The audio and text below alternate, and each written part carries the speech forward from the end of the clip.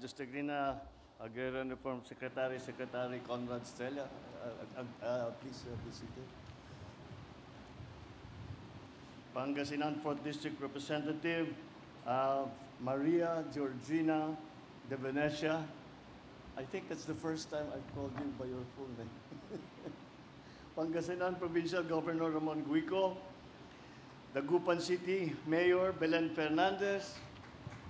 Department of Health Undersecretary Achilles Gerard Bravo, and other DOH officials, Region 1 Medical Center Chief Dr. Joseph Roland Mejia, fellow workers in government, distinguished guests, ladies and gentlemen, magandang hapon po sa inyo lahat.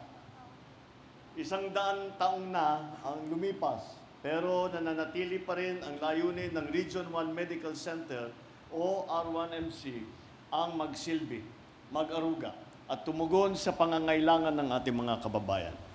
Mula noon hanggang ngayon, dito po tumatakbo ang mga taga-Dagupan at karatig probinsya para magpagamot. Isang siglo ng serbisyo, isang siglo ng pag-aaruga sa mga nangangailangan. Kaya naman, sa pagdiriwang natin sa ika-100 taon ng R1MC, isang malaking karangalan din para sa akin ang makasama kayo ngayong mahalagang okasyong ito, ang pagbubukas natin ng Region 1 Medical Center Cancer Institute. Ito ay isang bagong pasilidad na tutugon sa isa sa pinakamatinding hamon ng ating panahon, ang cancer.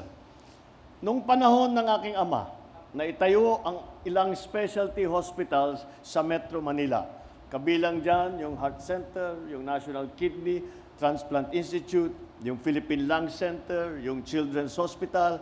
Ngunit hindi sapat na nasa kamay nilaan lang ang pagamutan. Kailangan natin ilapit ang serbisyo na ito. Alam naman natin kung gaano kahirap ang bumiyahe, lalo na kapag may karamdaman. Kaya malaking bagay ang pagkakaroon ng kumpletong serbisyo dito sa lalawigan. Ang Cancer Institute na ito ay magkakaroon ng mga modernong kagamitan. Yung aming nakita is state of the art. Para akong nasa ospital sa Singapore.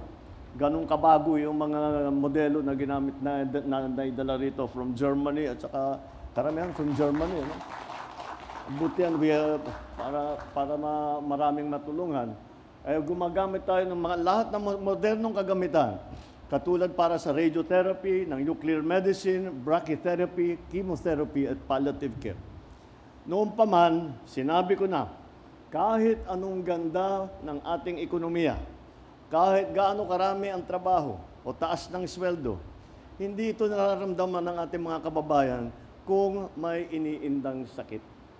Kaya tayo po ay nakatutok sa pagsasaayos ng papalakas ng ating healthcare system. Patuloy po ang administrasyon sa pagtatayo ng DOH Specialty Center. Ito po ay mga unit o departamento sa ospital na may angkop na kasanayan at kagamitan para sa sakit ng puso, sa sakit ng baga, bato, cancer. Ito po ay isang leksyon na natutunan natin nung dumaan tayo sa pandemya. Dahil ang talagang nakatulong sa mga kababayan, lalong-lalo na nung sa simula, nung wala pa natin, hindi pa natin masyadong naunawaan kung ano ba talaga yung COVID, ano ba yung gamot dyan, ano ba yung dapat gawin dyan. Ang mga nakatulong talaga ay yung specialty hospitals. Kasi kahit na specialize sila sa atay, sa kidney, sa heart, pero sa baga, marami silang na binuksan nila ang kanilang mga ospital at doon na nagpuntahan at dahan-dahan natuklasan natin kung paano gamutin ang COVID nung panahon na yon. Ngunit ang maliwanag na naging leksyon dyan ay sabi namin sa Manila lamang. Hindi naman, paano naman yung nasa labas? Dahil pag napuno na yan, kahit na sino hindi na pwede, tapos yung mga taga-Visayas, yung mga taga-Mindanao, kahit dito sa Luzon, ang layo-layo, lalo na nung COVID, ang hirap bumiyahe, paano naman gagawin ng mga nagkasakit? Kaya sabi namin, gawin natin, ikalat natin ang specialty centers, kagaya nitong cancer center na binubuksan natin ngayon. Kaya hindi lang cancer, kung hindi lahat po ng ibang specialty ay gagawin po natin sa mga ospital. Marami pa tayong gagawin para sa cancer. Noong Disyembre, binuksan ko ang OFW Hospital, Bagong Pilipinas Cancer Care Center sa Pampanga naman, upang matugunan ang pangangailangan para sa mas makabagong pagamutan.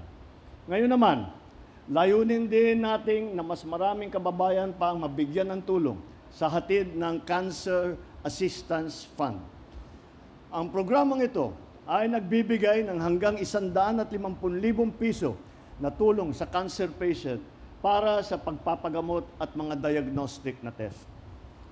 Paano naman ito makukuha? Dala ang inyong mga medical abstract o reseta o treatment plan. Pumunta lamang po kayo sa isa sa 34 na DOH accredited hospital sa buong bansa. Kabilang na po rito itong R1MC.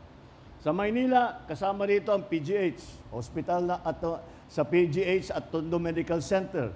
Sa ibang bahagi ng Luzon, pwede naman po sa Baguio General o sa Bicol Medical Center. Sa Visayas, sa Vicente Soto Medical Center. Sa Cebu, o di kaya sa Eastern Visayas Medical Center naman sa Tacloban. Sa Mindanao, nandyan na ang Zamboanga City Medical Center at Amay Pakpak Medical Center. May nakatalaga pong mga social worker or personnel sa bawat ospital na tutulong sa inyo sa pag-assess ng inyong sitwasyon. Kapag naaprubahan po ng ospital ang inyong request, maaari na pong magamit ang tulong pinansyal sa pagamutan. Nakakalungkot na maraming kababayan natin ang hindi alam ang mga programang ito, kaya hindi sila natutulungan. Si SecTed ng Herbosa ng DOH ay maglalabas ng impormasyon na kumpletong listahan ng mga ospital na ito para lahat ng ating mga kababayan na nangangailangan ng tulong o may karamdaman, alam nila kung saan pupunta at para makinabang dito sa mga programang ito. Inaasahan ko na palalawigin ng DOH pa ang impormasyon ukol dito. Sana rin ay bilisan ang pagproseso sa mga request sa Cancer Fund. Siguraduhin alam na agad ng pasyente kung kailan niya makukuha ang sagot niya sa request. At huwag na natin patagalin. At maraming nangyayari, nakakalimutan, hindi na naproseso, mamamatay na lang yun, hindi na nagamot. Kaya time is of the essence when it comes to processing those requests. Bukod pa riyan, madagdagan pa sana ang mga ospital na maaaring matakbuhan ng ating kababayan para sa programang ito. Sa paglaban sa cancer, napakahalaga ang early detection at saka early treatment. Kasi mas malaki ang tsansa ng paggaling kung maaga itong madiskubre. Kaya dapat regular tayo magpa-check up at layunin natin gawing madali, maginhawa at mura para sa lahat ng Pilipino ang pagpapakonsulta.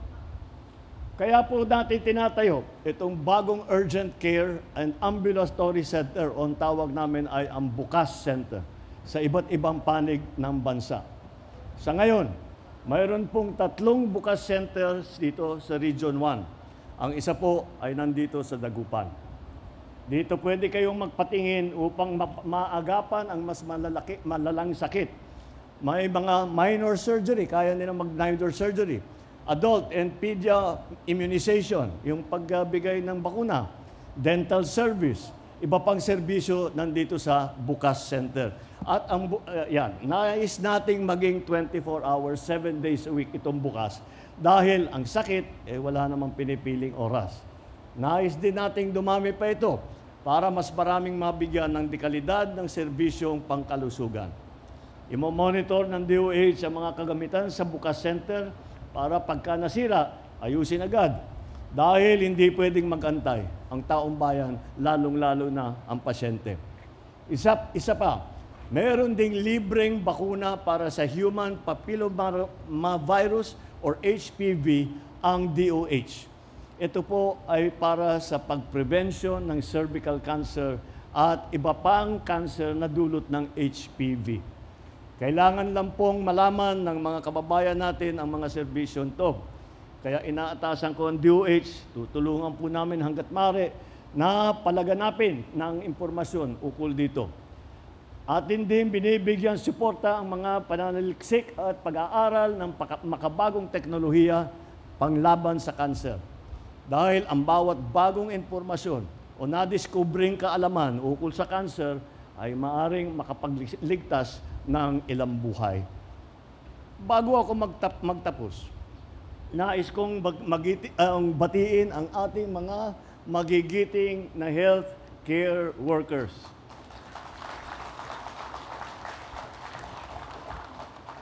Hindi lang po, dahil po, siguro para sa akin, talagang naging naramdaman ko ito nung ako naman ay natamaan ng COVID, yung unang kong tama ng COVID na medyo kamuntik na ako.